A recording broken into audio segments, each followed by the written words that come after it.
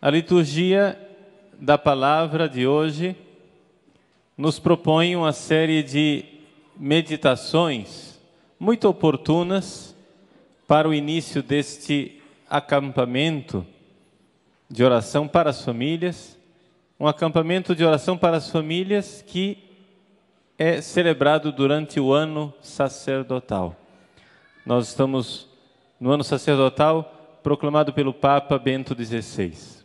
Vamos então seguir passo a passo a liturgia da palavra e nos colocar nessa atitude de escuta. É o Senhor quem nos dirige a palavra. É Ele quem fala. E que isto seja verdade em todos estes dias do acampamento de oração.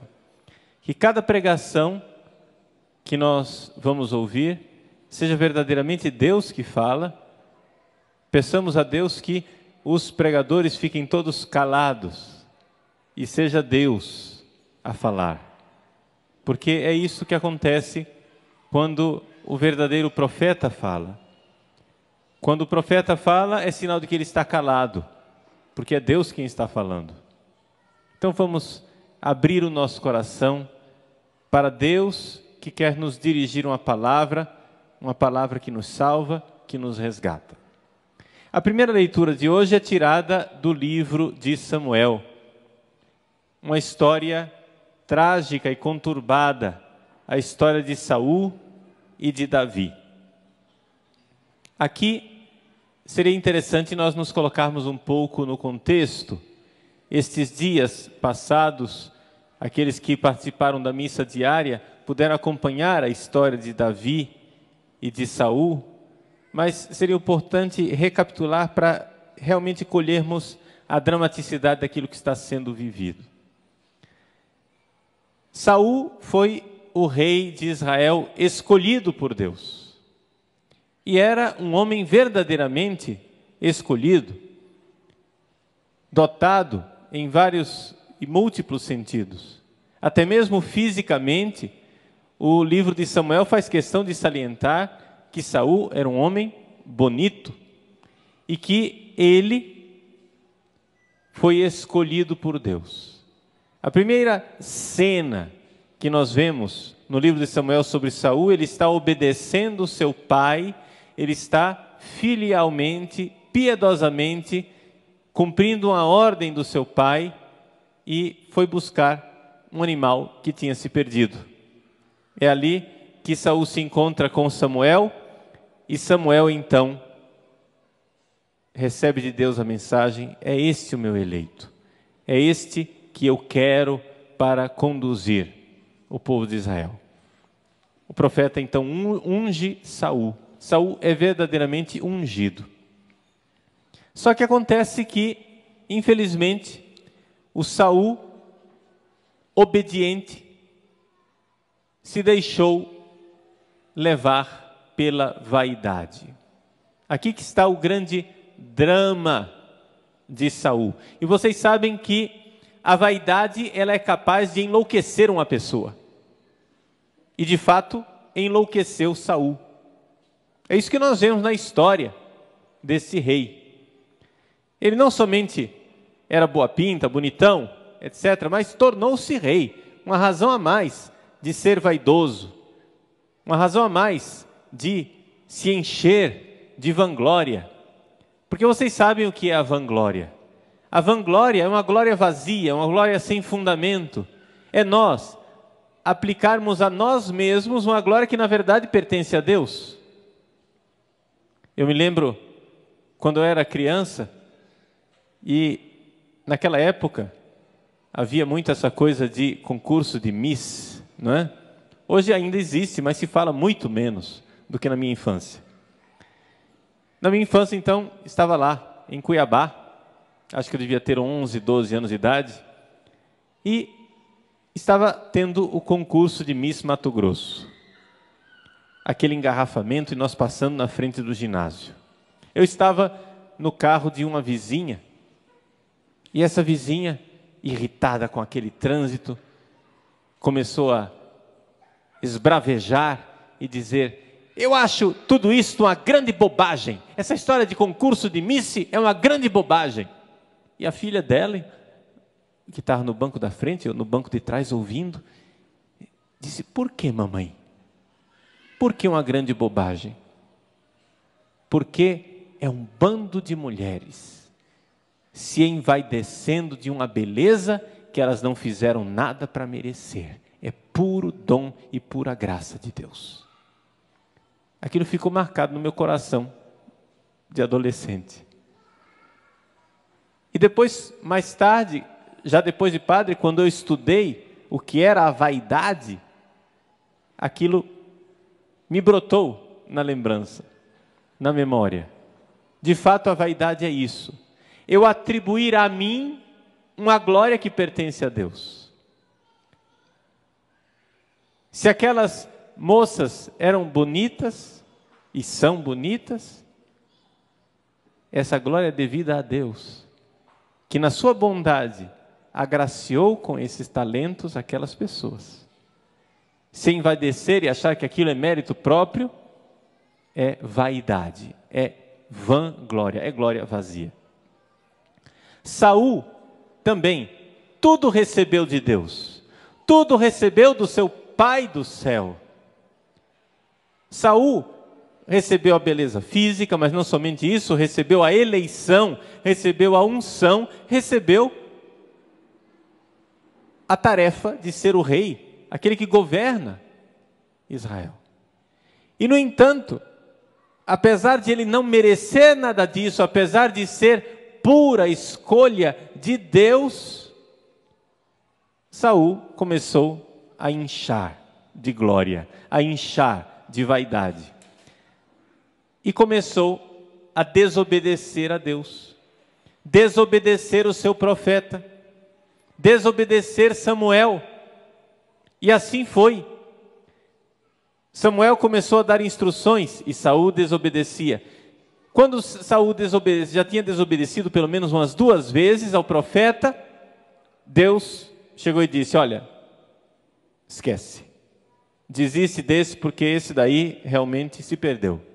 Se perdeu com a vaidade, se perdeu porque a cabeça dele, né? Ele montou a cabeça, agora acha que é alguém, ele acha que é importante. E então Deus foi em busca de um outro e escolheu o pequeno Davi, que era até um menininho bonitinho. A Escritura também descreve Davi como sendo bonito, ruivo, etc. Mas era um menininho. Pelo jeito ele não era muito aparentemente valoroso, porque quando Samuel foi escolher o novo rei, ele pensou em todos os outros filhos de Jessé, menos em Davi, que era o mais fracote. Deus então deixa de lado o vaidoso e escolhe o fraco. O fraco que confia em Deus. E Davi demonstra essa sua confiança em Deus enfrentando Golias, um gigante imenso, com as suas pedrinhas.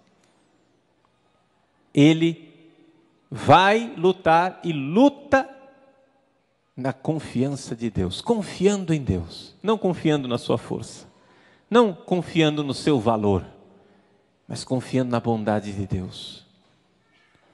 É aí que então acontece a grande virada da história. O povo começa a ver que Davi tinha valor, um valor dado por Deus. E o povo começa a cantar as glórias de Deus através da ação de Davi, comparando Davi com Saul. É interessante isso. Isso é uma das coisas importantes para nós notarmos a respeito da vaidade.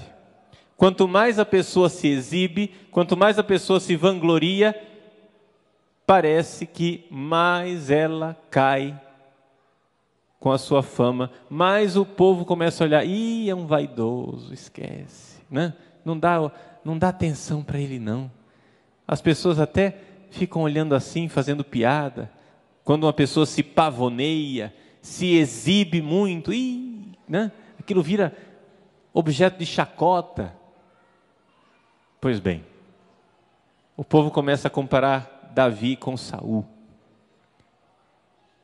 Saul matou 1000, Davi matou 10.000. E aí é que então a vaidade de Saul chega ao nível da demência. Davi, que nunca fez nenhum mal contra Saul, começa a ser perseguido por Saul. Saul começa a ver naquele pequeno menino um inimigo que ele quer matar. Aquele menino vai crescendo, ele vê um rapaz, mas mesmo assim ele deseja matar Davi porque vê nele um adversário. Tenta matar Davi 2 vezes, jogando uma lança contra ele. Lá estava Davi, né, tocando harpa. Davi era da Canção Nova, né? Vocês sabem disso? Que o rei Davi era da Canção Nova. Lá estava ele tocando harpa, compondo as suas músicas, os seus hinos, os seus salmos. Os salmos de Davi. Lá estava Davi cantando a Deus os seus louvores e Saul jogando lanças contra ele.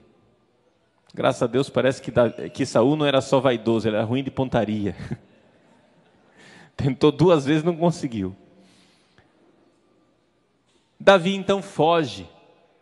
E aí que nós chegamos no ponto da leitura de hoje. Na leitura de hoje, nós vemos Saul que reúne 3.000 homens para ir contra Davi. Imagine só, 3.000 homens escolhidos para perseguir Davi. E no entanto, quando Deus está do lado de uma pessoa, Ele está do lado da pessoa mesmo, né? E Deus foi e entregou Saul ali nas mãos de Davi. Aquele homem vaidoso que se orgulhava, que se jactava, que se exibia, é colocado numa posição vergonhosa por Deus. Saul entra numa caverna, numa toca, para fazer as suas necessidades. Imagina que cena mais vergonhosa. Tem posição mais vergonhosa do que essa, né? Era um rei, mas no trono diferente, né? Lá estava Saul fazendo suas necessidades, e naquela posição vergonhosa, imaginem como teria sido uma vergonha, uma coisa incrível, ignominiosa, se Davi matasse Saul naquele momento, naquela situação vexatória. Como seria? Meu Deus! Mas Davi não era somente um ungido de Deus. Davi tinha um coração de filho. Quando Davi corta o pedaço do manto de Saul, ele já se sente culpado de cortar o manto. Nem tinha triscado em Saul. Se sentiu culpado de cortar o manto. E aí é que se revela a beleza. Gente, nessa leitura, nessa primeira leitura, Davi já não é mais Davi. Davi é o próprio Jesus. Davi é o coração de Cristo que perdoa o inimigo. Davi aqui é a antecipação de Cristo. Davi é o sinal do Filho de Deus que virá, o Rei da Glória, o ungido, o Cristo, o ungido de Deus que virá para perdoar o inimigo. Pois bem, Davi perdoa o seu inimigo. Deus entregou o inimigo na mão de Davi. E, inclusive, Davi até encontrou uns teólogos para justificar o assassinato de Saul. Vocês podem ver na leitura, os homens de Davi dizem assim: esse certamente é o dia do qual o Senhor te falou, eu te entregarei o teu inimigo para que faças dele o que quiseres. São teólogos dizendo assim: olha, Davi, é Deus, é a vontade de Deus, vai lá, manda ver, manda brasa, desce a espada nele, mata sem dó, manda ver. Pois bem, Davi tem coração de filho. Davi sabe ser um súdito. Davi sabe obedecer ao rei iníquo, injusto, criminoso. Davi respeita Saul. Eis aí, meus irmãos, escândalo aos nossos olhos. Davi respeita Saul. Qualquer um de nós teria dito: não, é verdade, ele não tem por que respeitar, porque Saul desobedeceu a Deus, porque Saul está no pecado, eu não devo nenhum respeito a este rei, ele não merece, ele é um pecador, eu não vou obedecer, eu não vou respeitá-lo. E no entanto, Davi respeita e diz no seu coração que o Senhor me livre de fazer uma coisa dessas ao ungido do Senhor. Isso virou música, né? Davi é da Canção Nova, né? Vocês sabem que Davi era da Canção Nova. Davi um dia pegou a sua harpinha e fez um salmo, onde ele diz: Nolite tangere Christos meus, não toqueis nos meus ungidos. É um salmo de Davi. Quando ele cantou isso, ele estava cantando não a sua autodefesa, dizendo: veja, eu sou ungido de Deus, não toquem em mim.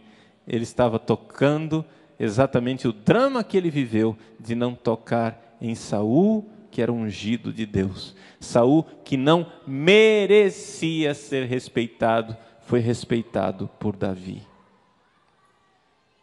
Pois bem, quando finalmente Saul sai e Davi se revela e grita para ele ao longe, dizendo: olha, eu podia ter matado você. Vejam como é que Davi trata Saul. Ele chama ele de pai.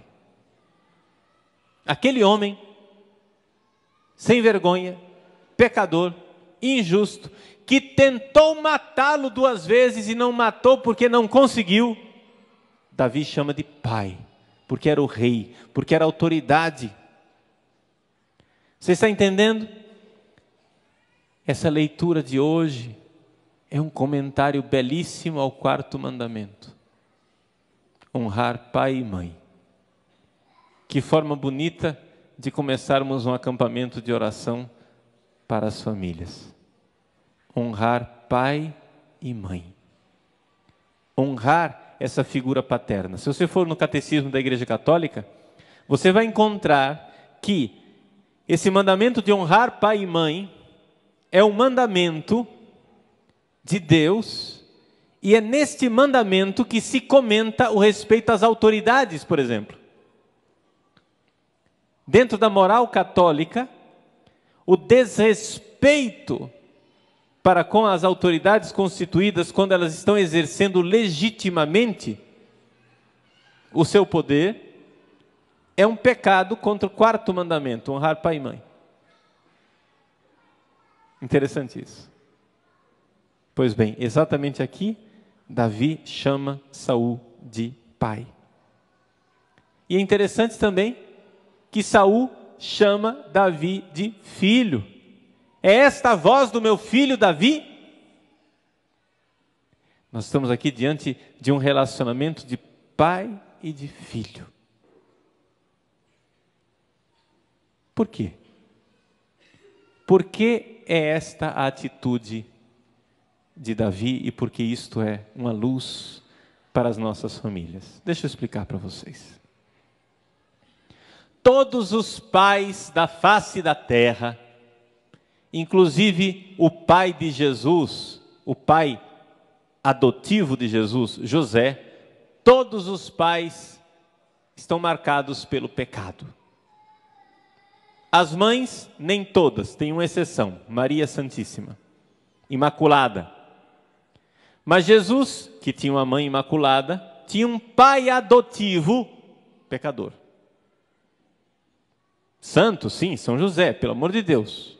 Mas pecador no sentido de que marcado pelo pecado original.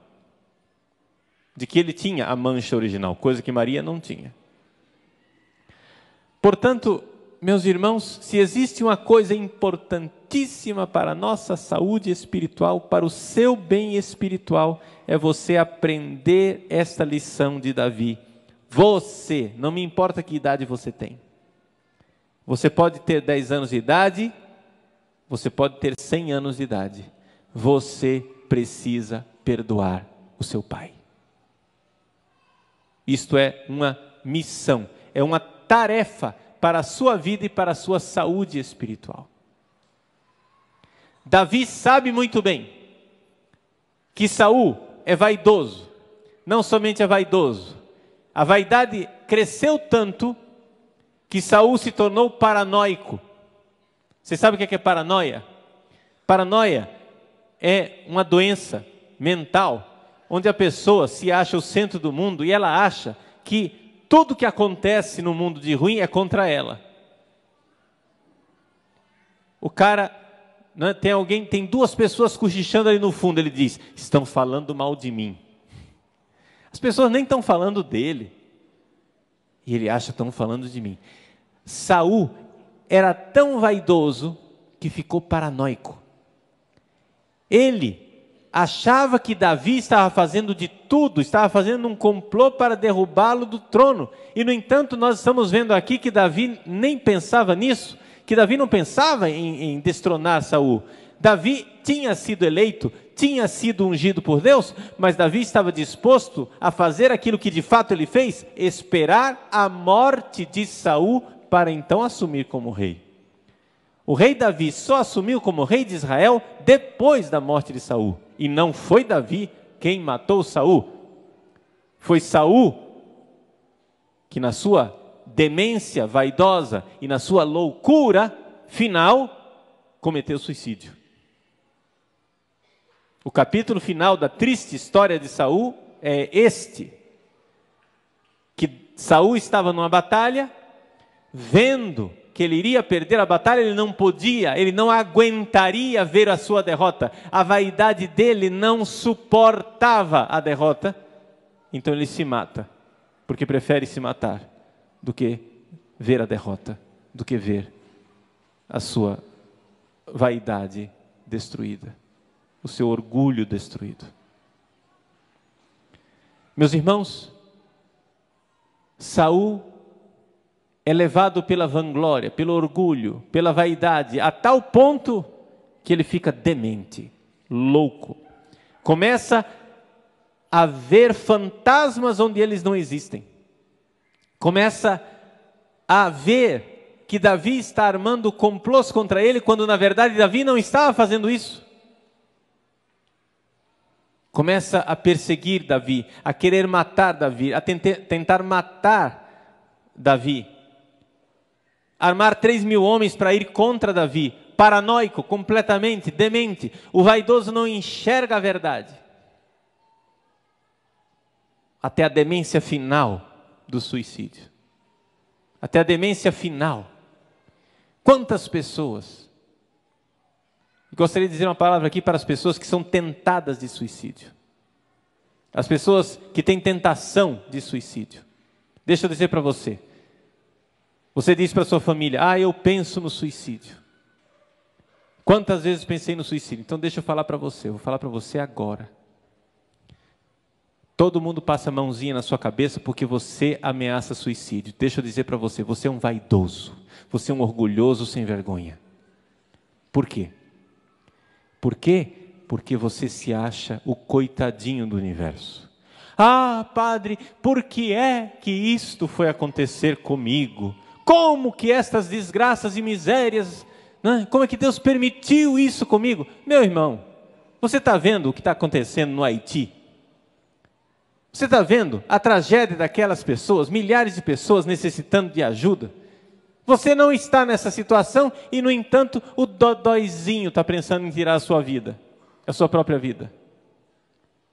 Por que que isso foi acontecer comigo? Tantas pessoas valorosas estão lá no Haiti, enfrentando sofrimento, nenhuma pensando em tirar a vida, todas elas enfrentando aquilo que Deus colocou na sua história, porque nós não escolhemos nossa vida, nós não escolhemos o tempo em que nós vamos nascer. Se eu tivesse que escolher a minha vida e o tempo em que eu nasceria, certamente eu não nasceria no século XX do jeito que eu nasci. Eu não queria nascer num século conturbado como o nosso. Eu não queria nascer num mundo de cabeça para baixo como é o nosso. Se eu tivesse que escolher um tempo para nascer, eu escolheria um tempinho melhor, onde as coisas fossem mais, cristãs, a gente tivesse uma vida mais cômoda, não tivesse que lutar tanto como a gente tem que lutar hoje em dia, sei lá eu, mas não nos é dado escolher o tempo em que vamos nascer, não nos é dado escolher aquilo que iremos enfrentar na nossa vida, a nós simplesmente cabe decidir o que fazer do tempo que nos é dado, o que fazer da vida que nos é dada. É esta vida que recebemos, inclinemos nossa cabeça diante da sabedoria de Deus, e não fique aí bancando o dodói. Ah, porque eu? Sei lá, a pessoa está com câncer, ou então a pessoa bateu o carro, ou então, sei lá, a pessoa está passando por uma dificuldade, e a pessoa está dizendo, porque eu? Abra as páginas dos jornais, você vê desgraças todos os dias e nunca chorou, agora que é com você, você fica dizendo, porque eu? Porque você se acha melhor do que os outros? Porque você vê os jornais e diz, tudo bem, com os outros não tem problema, porque eu sou especial. Mas quando bate na sua porta, você diz, porque eu? Porque você é vaidoso. Porque você é orgulhoso, porque você acha que você é melhor do que os outros. Ponha os seus pés no chão e compreenda. Você é gente igual aos outros. E a nós toca a nós, cabe a nós enfrentar a vida tal qual ela nos é dada. Não cabe a nós escolher a vida que nos é dada viver. Cabe a nós reagir na obediência, na ação de graças, na paciência, na perseverança, na luta contínua. É isso que cabe a nós. A obediência a Deus na vida que nos é dada. O vaidoso acha que ele é melhor do que os outros. O orgulhoso acha que ele é melhor do que os outros. Se acha especial. Todo mundo pode ter doenças, eu não. Em toda família pode ter divórcio, na minha não. Em toda família pode ter gente que mexe com droga, na minha isso não pode acontecer. Aí quando acontece, o dodóizinho fica dizendo, eu vou tirar minha vida porque eu não aguento mais. Deixe de ser vaidoso e seja gente. E aceite ser gente como os outros. Carregue a sua cruz e siga o Cristo na direção da ressurreição. Essa é a palavra de Deus para você.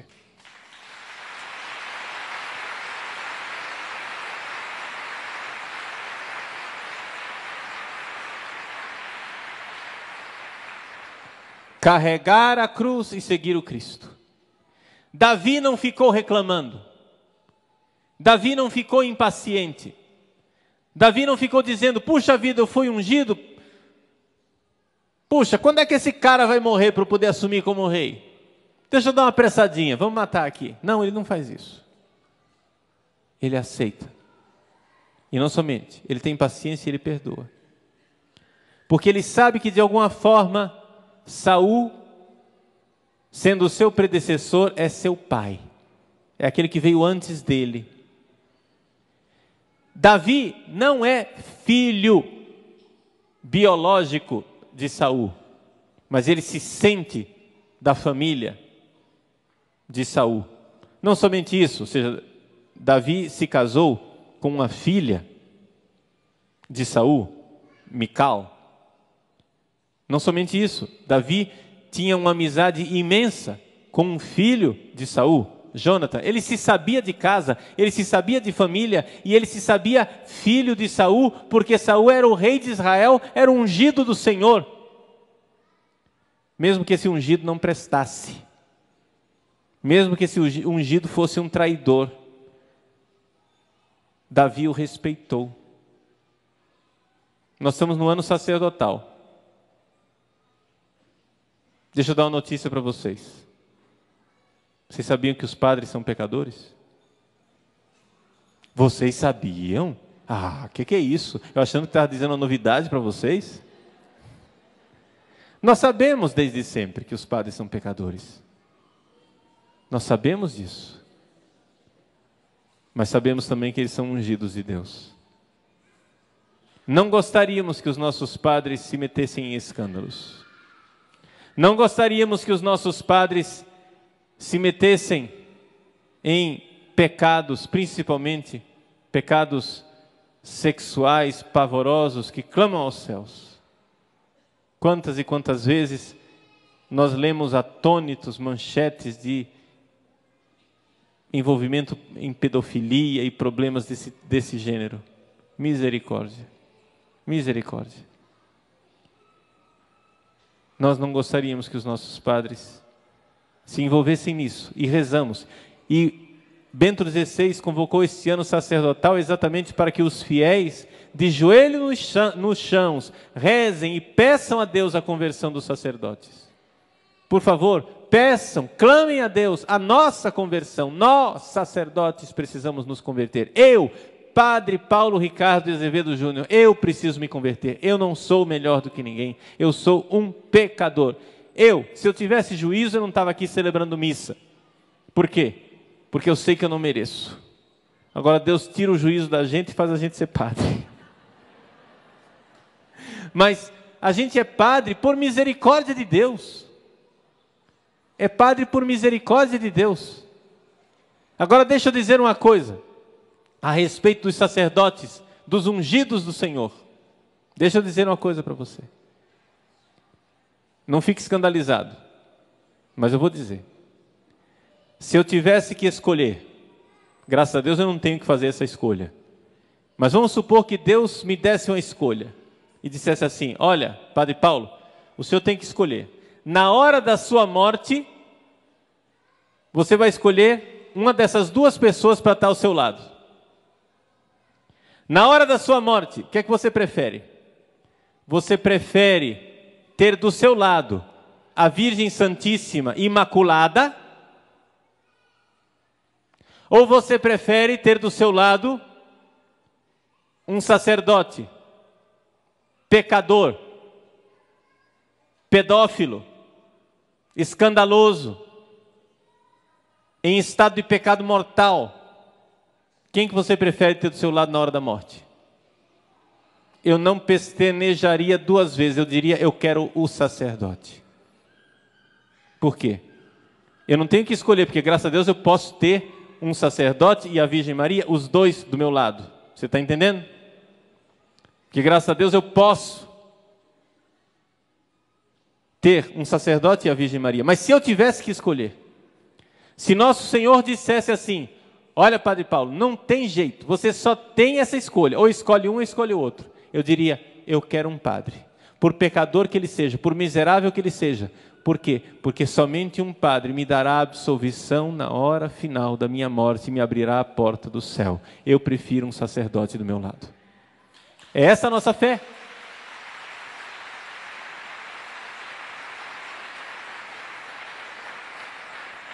Veja, nós estamos trabalhando na igreja e fazendo todo o esforço do mundo para que nós tenhamos cada vez mais sacerdotes mais fiéis e mais santos. Eu trabalho no seminário, com a graça de Deus, já há 15 anos. E graças a Deus existem inúmeros sacerdotes trabalhando e um esforço imenso da igreja para que nós tenhamos sacerdotes melhores, sacerdotes mais santos. O esforço está sendo feito. Só que acontece o seguinte: acontece que nós precisamos renovar a nossa fé nos ungidos de Deus. A igreja não aprova o pecado dos sacerdotes. Quando um sacerdote cai num pecado terrível de pedofilia, a igreja faz questão de dizer: aquele homem é um mau sacerdote. Você está entendendo? Aquele homem Caiu, sim, mas não caiu porque ele é padre, não caiu porque ele está sendo um bom padre, ele caiu porque ele está sendo um mau padre, ele caiu porque ele está sendo infiel, ele caiu porque ele está desobedecendo a Deus e a sua igreja, ele caiu porque ele está profanando o sacerdócio. Isso está bem claro para todo mundo.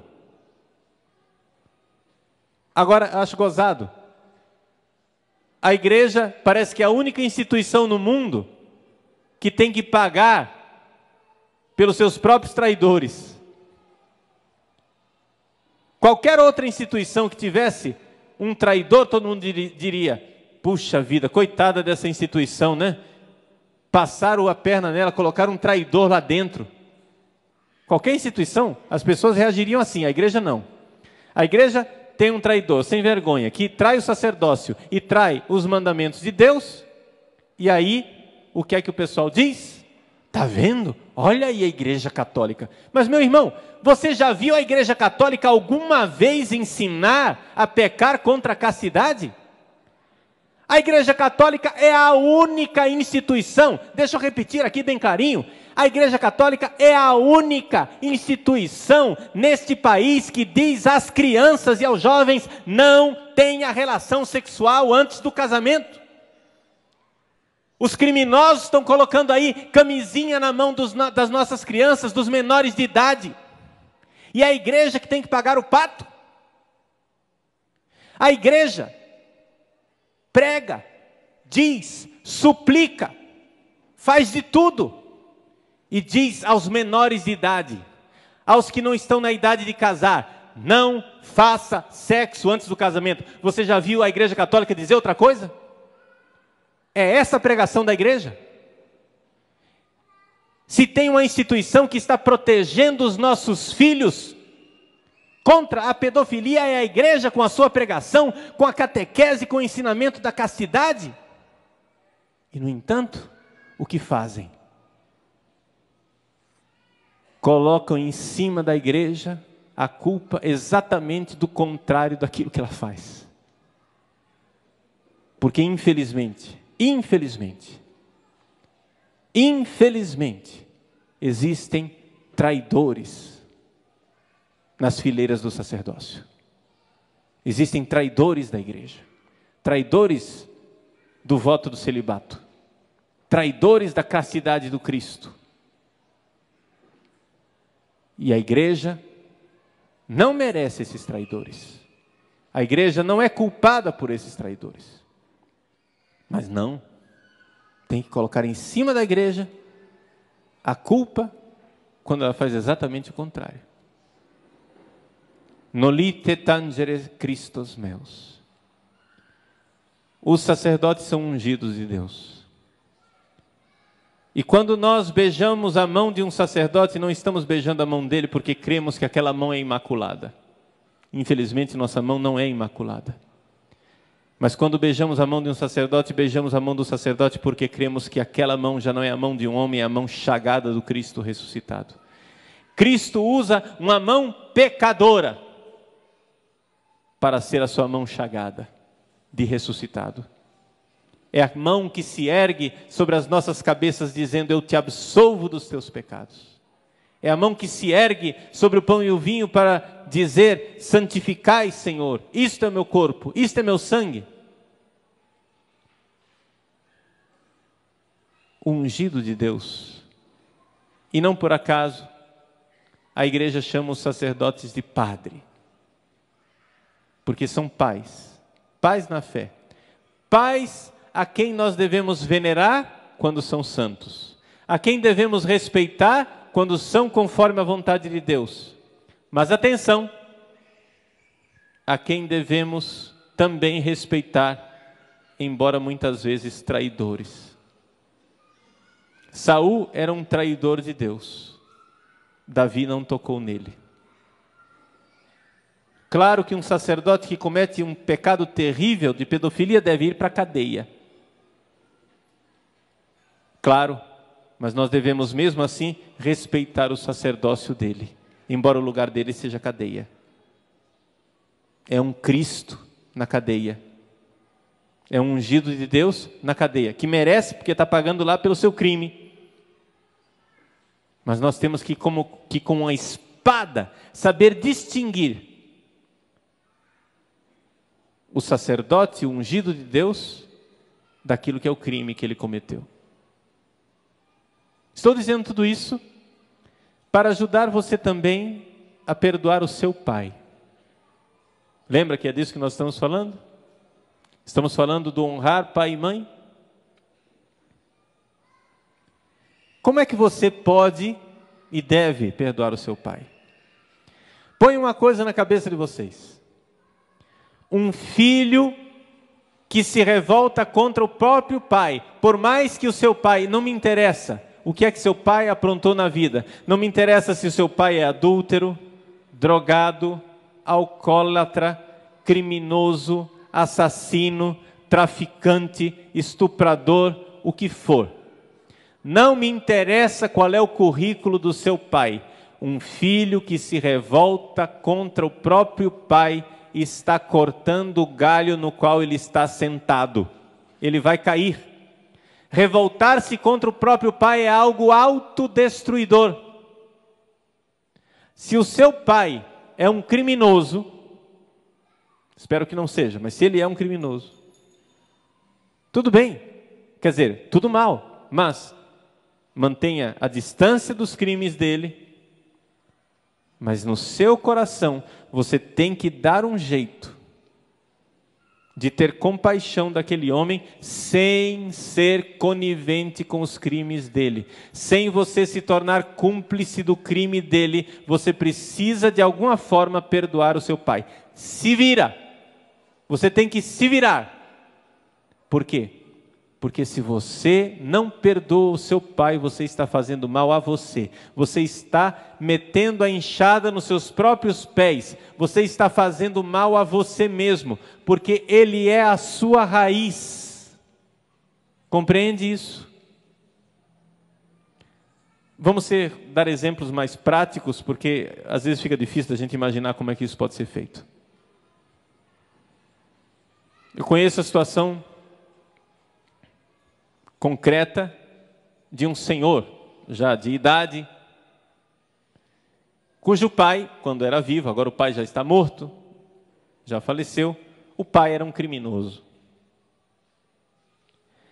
E esse homem, que era filho de um criminoso, era tremendamente violento. Violento com todo mundo. Violento com a esposa, violento com os amigos. Agredia. Até que finalmente ele foi buscar aconselhamento e ajuda. Por que é que eu sou violento assim? Por que é que eu sou desse jeito e maltrato as pessoas que eu mais amo? Vai cavar, cava. Encontraram a raiz. Ele precisava perdoar o pai. Porque o filho que não perdoa o seu pai termina repetindo a vida dele de alguma forma. O pai era um criminoso, ele era um violento. Ele precisava perdoar o pai, e de fato foi o que aconteceu.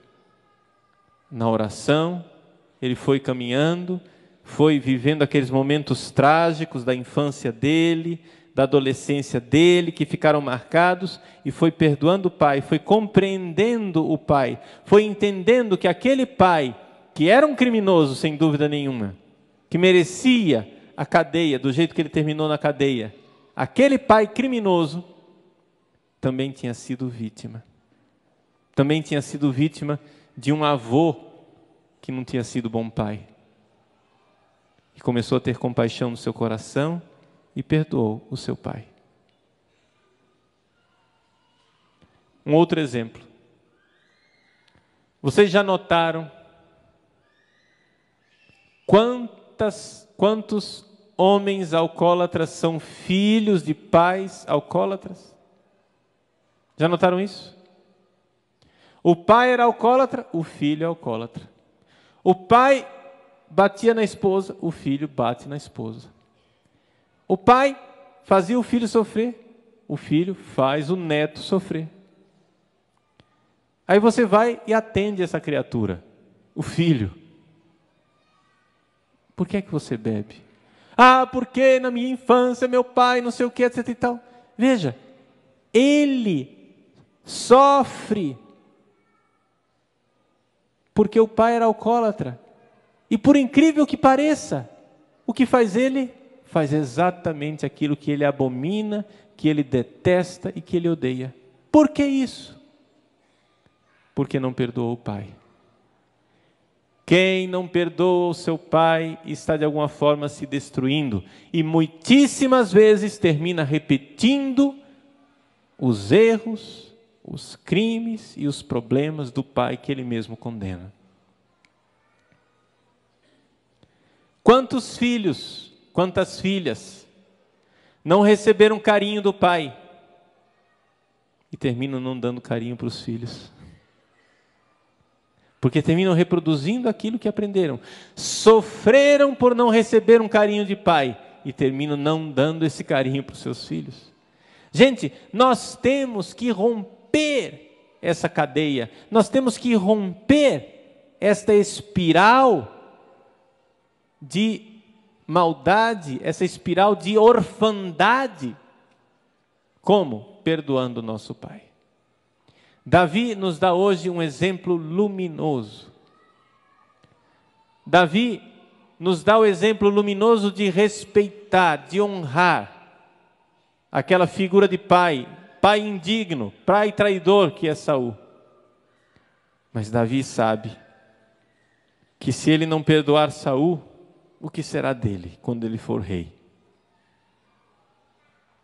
Se ele não perdoar Saul, ele também não vai conseguir viver o perdão e receber o perdão quando ele for rei. É necessário nós entendermos isso, meus irmãos. Do seu pai, você recebeu o dom precioso da vida. Você entrou nesta vida. Não seja ingrato. Perdoe. Ele pode não ter tido um currículo muito glorioso. Ele pode ser até um criminoso na cadeia, se for o caso. Mas o filho deve respeitar o pai.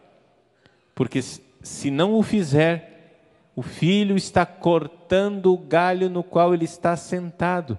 Porque nós recebemos o nosso ser do nosso pai. Não adianta, você é 50% seu pai. E se você corta completamente o relacionamento com seu pai, você está cortando e sendo inimigo de 50% de você. Você está enxergando as consequências? Você está se odiando. Você está se rejeitando. Honrar pai e mãe. O evangelho de hoje fala muito concretamente dessa realidade de pai. Agora, como nós vamos alcançar isso? O Salmo nos ajuda. Nós ouvimos no Salmo de hoje um pedido de piedade. É Davi, é sempre o mesmo Davi, o Davi da primeira leitura. Porque vocês sabem que Davi era da Canção Nova, né? Ele compunha, fazia. Ele não gravava CDs porque não tinha na época. Mas se tivesse, gravaria. Ele diz: piedade, Senhor, piedade. Vejam, Davi olha para a sua vida e para a sua miséria. O que é que ele tem na vida? Ele tem um inimigo que o persegue, uma figura de pai que é seu inimigo, ele tem as tribulações, ele tem os problemas. Em vós se abriga a minha alma. De vossas asas a sombra me achego, até que passe a tormenta, Senhor. Como Davi foi paciente. Vejam, a paciência de Davi não significava ser conivente, ser cúmplice com os pecados de Saul. Davi não era cúmplice do pecado de Saul. Mas ele sabia que tinha que aguentar o tranco daquela tormenta. Lança um grito ao Senhor Deus Altíssimo, a esse Deus que me dá tudo bem, que me envie do céu sua ajuda. Peça a ajuda de Deus. Você diz assim: Padre Paulo, eu não dou conta de perdoar o meu pai. E eu digo: é verdade, você não dá conta. peça a Deus. Lance um grito ao Senhor Deus Altíssimo. Peça a Ele, porque Davi não perdoou Saul porque tinha força humana, mas porque como ungido de Deus recebeu a graça. Peça a Deus este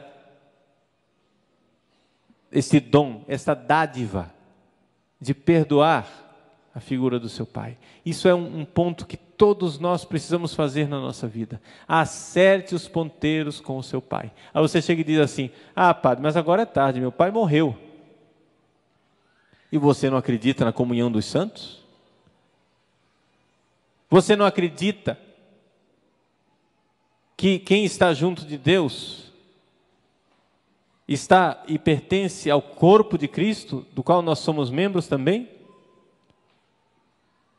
Você não acredita que quando você comunga, que quando você participa da missa, que quando você faz suas orações, que você pode, em Deus, acertar os ponteiros com seu Pai?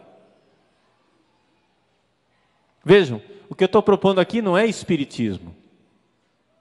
Eu não estou propondo aqui a solução espírita, que é a invocação de um espírito, não é isso.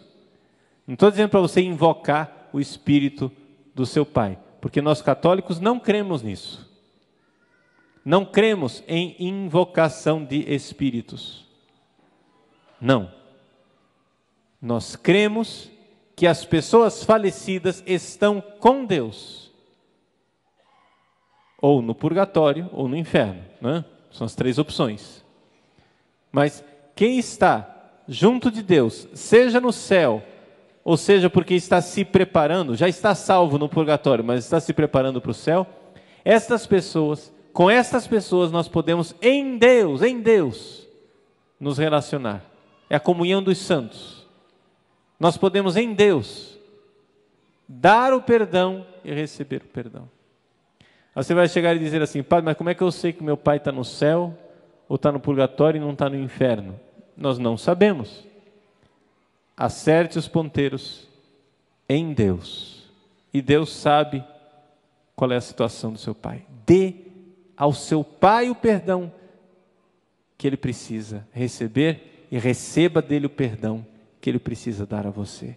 Acerte os ponteiros do seu pai, porque isto está prejudicando a sua vida. Acerte os ponteiros com ele. E se o seu pai está vivo, você diz: ah não, padre, eu não tenho condições de ir com meu pai, porque meu pai é um criminoso, não vai me aceitar nunca, etc e tal. Veja, se o seu pai está vivo, também reze por ele. Dê o primeiro passo no seu coração. Comece a trabalhar esse perdão no seu coração. Escreva cartas para o seu pai, mesmo que você não as entregue. Vai escrevendo e vai dizendo, até que você sente que você está pronto para dar o passo. Você está pronto para dar o passo do perdão, do encontro, do diálogo com ele. E acertar os ponteiros definitivamente com seu pai. É importante. Quem sabe seu pai espera isso de você. Quem sabe seu pai está esperando que você acerte os ponteiros com ele. Só que ele não tem coragem. E você também não tem coragem. Como é triste a gente ver certas cenas de velório, né? A pessoa lá no caixão, e aquele desespero todo se pendurando no caixão. Pode saber, teve muito piseiro no velório, é porque tem alguma coisa ali que precisava ser acertada e não foi acertada. Não espere seu pai morrer. É muito ruim ter que beijar defunto. Beije seu pai agora que ele está vivo. Perdoe o seu pai. Ele espera isso de você. Dê o perdão e receba o perdão. Faça isto. Siga o exemplo de Davi. Davi pede a Deus ajuda. Peçamos a Deus essa ajuda. É o que nós estamos fazendo aqui. É o que nós queremos pedir nessa Santa Missa. Uma última palavra sobre o Evangelho, já para concluir.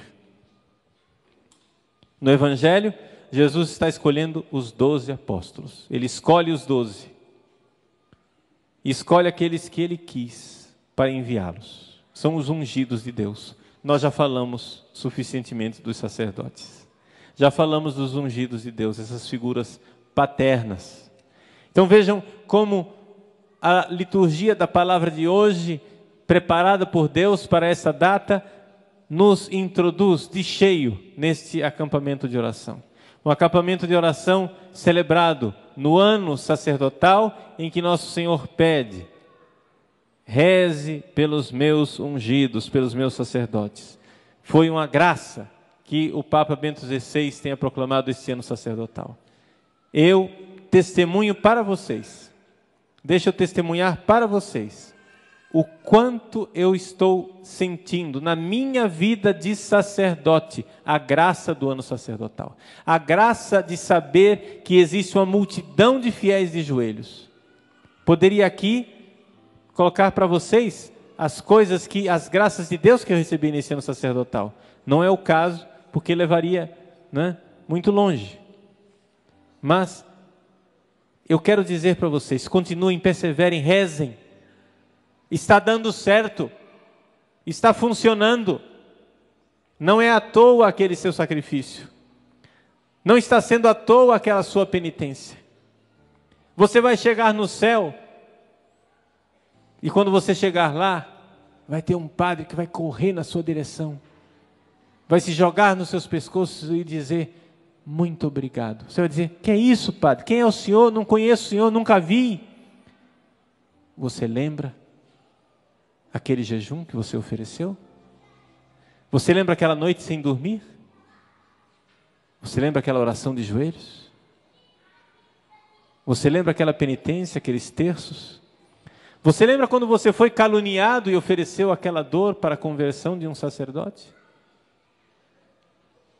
Você lembra aquele conflito na comunidade que você suportou calado para que Deus convertesse um sacerdote? Eu estou aqui no céu porque você estava lá, de joelhos, rezando por mim. No céu nós vamos ver o que valeu esse ano sacerdotal. Que Deus recompense a todos aqueles que têm rezado pelos sacerdotes. Também eles são nossos pais, aos quais nós precisamos honrar, porque um filho que se revolta contra o pai se dá mal. Precisamos honrar, mesmo que não estejamos de acordo com os crimes deles, mesmo que não estejamos de acordo com os erros dos padres, porque existem padres criminosos e errados. Mesmo que não estejamos de acordo, precisamos perdoar, como precisamos perdoar os nossos pais. Não ser coniventes, não ser cúmplices de crimes, não é isso. Mas perdoar, acertar os ponteiros espiritualmente com aquelas figuras de pai que nos ajudaram e nos ajudarão a chegar no céu, se Deus quiser.